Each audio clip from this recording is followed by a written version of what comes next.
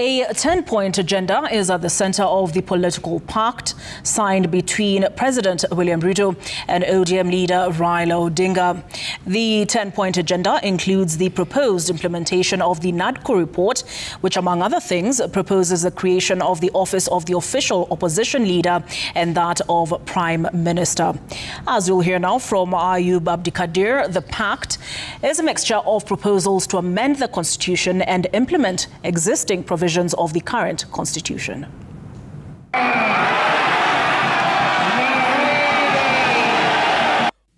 President William Ruto and Raila Odinga once loved, then loathed each other, and now they love or seem to love each other again. To put animosity aside, the President and the former Prime Minister outlined a 10-point agenda that combines expressions of political goodwill with constitutional prescriptions.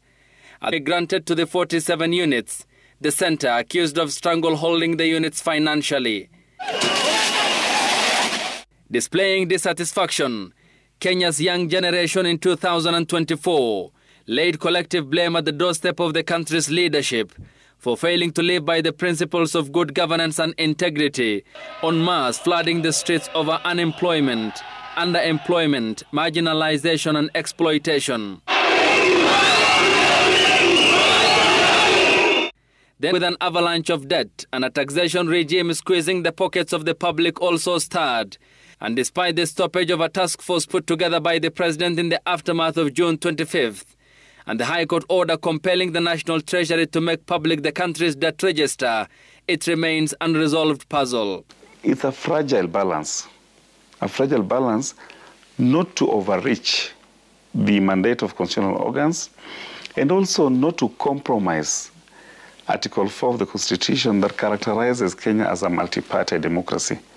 Pilferage of public resources at both levels and no commensurate prosecution degree remains a thorn in the flesh of successive administrations, raising questions on how the union between the President and the former Prime Minister will aid in stopping its corroding effect on public coffers.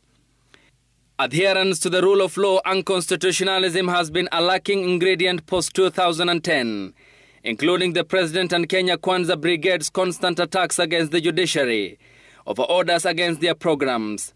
However, how the Ruto-Raila relations will fix this remains ambiguous from a political establishment constantly angered by constitutional guardrails in a landscape fraught with political peril. Ayub Abdikadir, Citizen TV.